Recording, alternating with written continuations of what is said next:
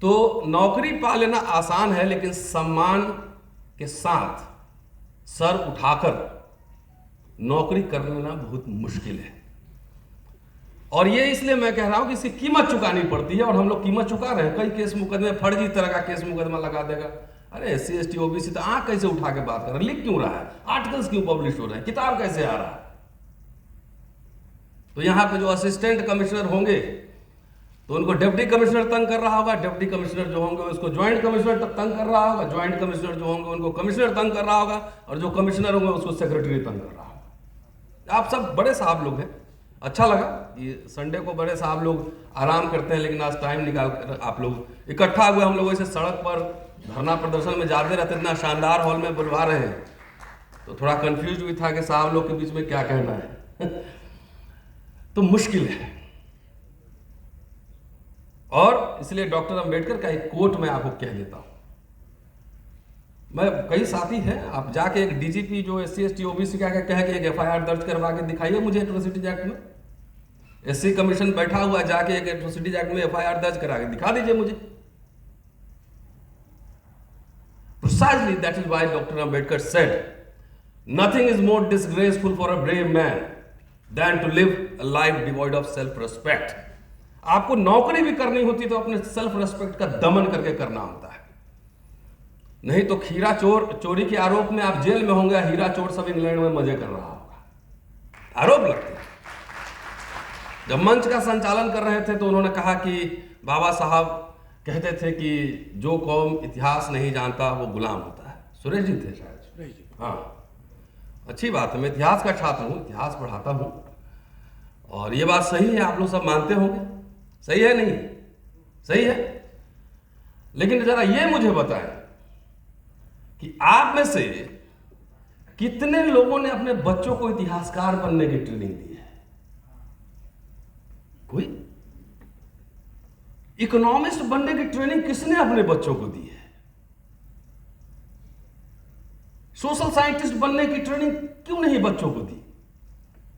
क्यों एक योगेंद्र यादव दिखते हैं भाषण देते हुए? आपके यहां रिसर्चर क्यों नहीं है? CA आपने बनाए नहीं है, जर्नलिस्ट आपने बनाए नहीं है, इंस्टीट्यूशंस आपने बनाए नहीं है। इसलिए मैंने कहा था हम भी जोड़ दीजिए उसमें। जितने ईमानदारी से बोलिएगा कि मैं मन की बात मैं नहीं करता, काम की बात करता हूं, सीधा सब पे बात करते हैं, लेकिन अम्बेडकर के इंस्टीट्यूशंस पे बात नहीं करते हैं। Mook Nayak Bahishkrit Bharat Bhushan printing press, depress society institute, depress classes institute, Bahishkrit Hitakarini Sabha, independent labour party, schedule caste federation, people's education society, school college university खोला उन्होंने, सब कुछ खोला। Mahabodhi society, Buddhist society of India, आप जाके उसके पूरे प्रोसीडिंग्स पढ़िए, देखिए स्कूल के बारे में क्या, उनको क्या जरूरत थी स्कूल खोलने, यूनिवर्सिटी खोलने के। जाकर देखिए औरंगाबाद में विश्वविद्यालय है, लेकिन कष्ट और विडंबना यह है कि अकेला आदमी जितना लड़के आपको मान सम्मान स्वाभिमान के लिए सब कुछ दे कर गया,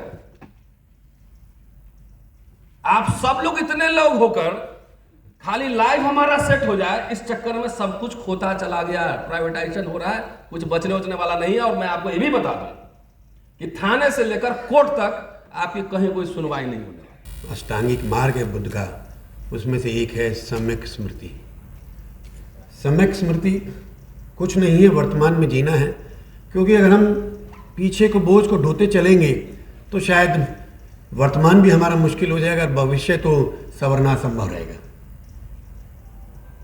जो मुझे कर्तव्य सौंपा गया है उसका निर्वहन करते हुए साथियों, ये जो आज परिचर्चा है दलित दुर्दशा और व्यथा कल आज और कल, मैं चाहता हूँ कि इसके बारे में थोड़ा मैं खुलासा कर दूँ, जिससे कि जो विद्वान वक्ता लोग जो हैं, जो हम आज पुराने ज़माने के साधु आज के विद्वान हैं, क्योंकि ये लोग समाज को विचार दे करके जगाने का काम करते हैं, जिससे कि मैं समझता हूँ जो सभागार में बैठे हुए जो लोग हैं वो ज़्यादा से ज़्यादा लाभान्वित हों। दलित दुर्दशा नाम से स्पष्ट है, बिल्कुल इसमें कोई बहस नहीं हो सकती कि दलितों की वास्तव में दुर्दशा है।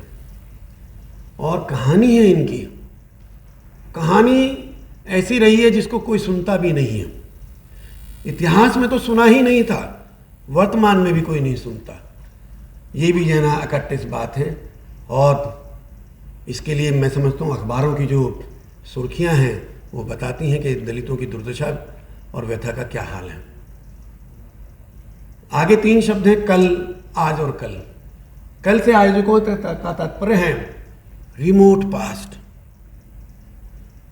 दलित समाज के वो हिस्सा थे जिनको पशु के समान समझा जाता था और सभ्य समाज ने उनके बारे में लिखने की कोशिश भी नहीं करी। और इतिहास की सारी किताबें यहाँ मंच पर माननीय इतिहासकार रतनलाल जी मौजूद हैं, शायद मेरी बात से इत्तेफाक करेंगे। इतिहास की सारी किताबें लेकर के मौन है। हमने कोशिश करी है कि एक प्रयास किया जाए कि जो रिमोट पास्ट है जिसके बारे में शायद मुझे भी बहुत कम अंदाजा है, आज की युवा पीढ़ी को तो बिल्कुल ही अंदाजा नहीं है उसके क्या व्यथा थी, क्या अवस्था थी। और कोई भी इतिहास सिवाय किंवदंतियों के अलावा और कुछ नहीं मिलता। अगर थोड़ा बहुत जो इतिहास लिखित मिलता है वो 1880-90 के आसपास से शुरू होता है और वो अब तक चल रहा है। मैं आपको कल एक रिमोट पास्ट के परिदृश्य में ले जाना चाहूँगा।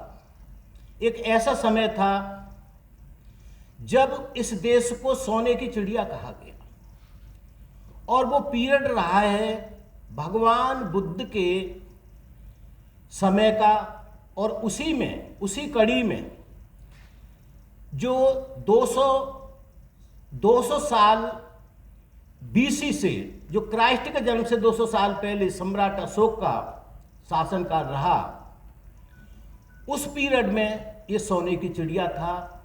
और वो सोने की चिड़िया भी इस वजह से बन सका कि सम्राट अशोक ने, चंड अशोक ने कलिंग युद्ध की खून बहाने की व्यर्थता को देख के उन्होंने प्रण किया और वो भगवान बुद्ध के विचारों से इतने प्रभावित हुए कि उन्होंने इस धर्म को अंगीकार कर लिया।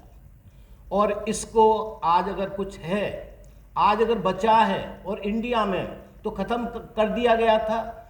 इसको वापस जो विदेशों में पहुंच चुका था उसकी वजह से ये सुरक्षित रहा, जिसे वापस लाने में बाबा साहब डॉक्टर अम्बेडकर का बहुत बड़ा हाथ है। वो एक ब्रांड नेम है, उन्होंने उसको अपनाया भी और इसको यहाँ पे वापस भी लेके आए। और समय समय में देख रहा हूँ कि बुद्ध धर्म के प्रति हमारी जागृति बहुत बढ़ती जा रही है, हमारी रुचि भी बढ़ती जा रही है और हम इसके बारे में जानते भी जा रहे हैं। जब हम रिजर्वेशन की बात करते हैं तो 2 तरह के मंतव्य चलते हैं रिजर्वेशन के बारे में। एक तो ये होता है कि कई लोग इससे बड़े दुखी होते हैं कि भाई हमारे मार्क्स ज़्यादा आ रहे हैं और वो कम मार्क्स वाले उसमें एडमिशन लेके नौकरियाँ पाके और वो हमारा हक छीन रहे हैं। एक तो ऐसा मंतव्य आता है। दूसरा आता है जिनको मिला है तो वो उसके बारे में खुश भी होते हैं। और कहीं ना कहीं मेरा जो इंटरेक्शन हुआ है, जो रिजर्वेशन का फ़ायदा उठा के लोग आ रहे हैं, जो एजुकेशनल इंस्टीट्यूशंस में हैं या फिर सरकारी नौकरियों में हैं, तो वो उनके मन में कहीं एक ग्रंथि होती है कि भाई हम तो रिजर्वेशन से आए हैं। आज की तारीख में जैसे आज़ादी के आपने देखा कि 90 के दशक में आके ओबीसी को जो रिजर्वेशन दिया गया, क्यों दिया गया, उसके पीछे क्या रीज़न था? उसके पीछे रीज़न यही था कि प्रतिनिधित्व उन्हें भी नहीं था, उनका भी नहीं था सरकार में, तो इसके लिए दिया गया। आजकल हम देखते हैं कि महिलाओं को पंचायती राज में रिजर्वेशन क्यों दिया गया? क्योंकि वहाँ भी उनका प्रतिनिधित्व नहीं था। और 33% रिजर्वेशन के लिए पार्लियामेंट और लेजिस्लेटिव काउंसिल्स में आंदोलन जो महिला गुट हैं वो कर रही हैं। तो अगर रिजर्वेशन, मेरा इतना ही कहना है कि अगर ये इतनी बुरी चीज़ है और मेरिट से कॉम्प्रोमाइज़ कर रही है तो बार बार ये चर्चा समाज में क्यों आती है? तो हमें ये अपनी तरफ से ये सोचना पड़ेगा कि बेसिकली ये मेरिट से कंप्रोमाइज नहीं है, ये लोगों को प्रतिनिधित्व देने का प्रजातंत्र में एक तरीका है। बाबा साहब कहते हैं कि Gandhi has adopted an extreme course of starving to death not to secure a joint electorate for the depressed class of the people but to prevent them from securing a united number of representative chosen by their own people who will speak on their behalf in the legislature which will have a dominance influence over their future। कहने का क्या मतलब है? कहने का मतलब यह है कि हम जो डिप्रेस्ड क्लास के पीपल हैं, हम जो अनटचेबल हैं, हम जो दलित हैं, हम जो शोषित वर्ग हैं, जब तक आपके द्वारा चुने हुए प्रतिनिधि लेजिस्लेचर पर कब्जा नहीं कर लेंगे तब तक आपके भाग्य का निर्धारण नहीं हो सकता। आपका भविष्य वहां निर्धारण होता है। आप भले IAS ऑफिसर बन जाइए, भले ऑफिसर बन जाइए, चाहे प्रोफेसर बन जाइए, जब तक आपके बीच यूनिटी नहीं है, लेजिस्लेचर पर आपके ग्रुप का कैप्चर नहीं होगा, तब तक आपके भाग्य का निर्धारण सही ढंग से नहीं होगा। आखिर हम दलित सब की चर्चा क्यों कर रहे हैं? शेड्यूल कास्ट की क्यों नहीं, शेड्यूल ट्राइब की क्यों नहीं, ओबीसी की क्यों नहीं? और जो ये ऑक्यूपेशनल पैटर्न है, ऑक्यूपेशनल जो गिल्ड है, इसमें अगर एंटरप्रेन्योर एक्टिविटी को अगर रोक रखा था तो लिबरलाइजेशन उसको खत्म करने का एक प्रयास भी था। क्या आज एमएनसी भारत, एमएनसी इंडिया में आते हैं, किसी लेबर सप्लाई का जो मांग करते हैं, लेबर का जो डिमांड करते हैं, क्या कहते हैं कि हमको ब्राह्मण चाहिए? क्या वे कहते हैं कि हमको शूद्र चाहिए? वो जो कॉलोनियल पीरियड में ऑक्यूपेशनल मोबिलिटी का जो रिस्ट्रिक्शन था उसको खत्म करने का प्रयास किया गया। दिल्ली में प्लम्बर है ना जो ये अपना नल वल ठीक करते हैं, आपने कभी एक चीज नोटिस की? कितने ज्यादा प्लम्बर दिल्ली के उड़िया होते हैं। क्यों होते हैं? क्या उड़ीसा के अंदर कोई प्लम्बिंग के ऊपर कोई इंस्टीट्यूट खुला है? क्या उड़िया लोग जन्मजात प्लम्बिंग का काम करते हैं? कुछ भी ऐसा नहीं। बस केवल एक संयोग था कि उड़ीसा के एक खास, और बाद में तो मुझे पता लगा एक जिले और एक ब्लॉक से लोगों ने आना शुरू किया। उन्होंने दिल्ली में, उन्हें मतलब और कुछ काम नहीं मिला, उनको नल वल ठीक करने का काम मिला। तो एक आया, उसने अपने भाई को बुलाया, भाई ने अपने ससुराल वालों को बुलाया, उसने अपने भतीजे को बुलाया और उसने अपने उसको बुलाया, और देखते देखते दिल्ली के प्लम्बिंग के काम पे उड़िया लोगों का कब्जा हो गया। आपने कहा लेजिस्लेचर पे कब्जा हो जाए, बिल्कुल ठीक है, लेकिन वो बड़ा पेचीदा काम है, क्योंकि 15% दलित का तो लेजिस्लेचर पे ना कब्जा हो सकता है, ना किसी भी लोकतंत्र में संभव है। SC ST OBC को दोनों को जोड़ दीजिए, सबको जोड़ दीजिए तो कब्जा संभव है, लेकिन वो तभी जब वो एक दूसरे को अपना सहयोगी समझे। उत्तर प्रदेश में विधानसभा में कितने यादव बढ़ गए, खूब बढ़ गए। उससे क्या दलित समाज का एक ढेला भी फायदा हुआ? आप जानते हैं सच्चाई, मैं भी जानता हूं, कड़वे शब्दों में भी कह सकता हूं या इस बात को छोड़ भी सकता हूं कि ये सारे जातिगत विभेद जो हैं वो हिंदू धर्म और उसकी धार्मिक मान्यताओं के कारण है।